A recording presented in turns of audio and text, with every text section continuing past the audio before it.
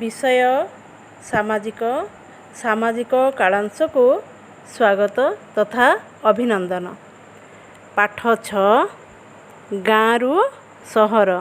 आज आमे गाँ परिवेश विषय किछि आलोचना करिबा।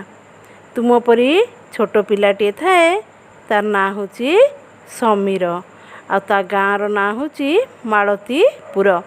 सेही गाँ रे पाखापाखी 60 परिवार थांती। सेही गाँ रे लोक माने सरल और परिश्रमी। अधिकांश लोक चाषी चाष काम करी से माने चलती। समस्ते मिलीमिशी एकाठी चलती। पर्वपर्वाणी मिलीमिशी पालन करती। असुविधा बेले परस्पर को साहाय्य करती। सेही गाँ रे विभिन्न जातिर लोक बास करती। यथा बढ़ई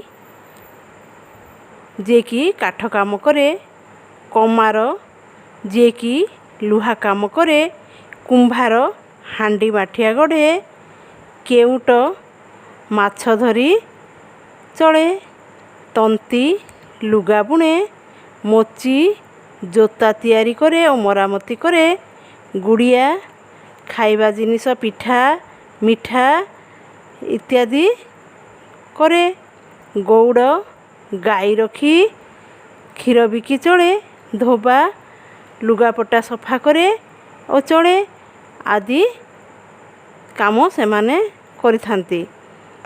गाँर चारिपाखरे केवल चाष जमी देखा जाए।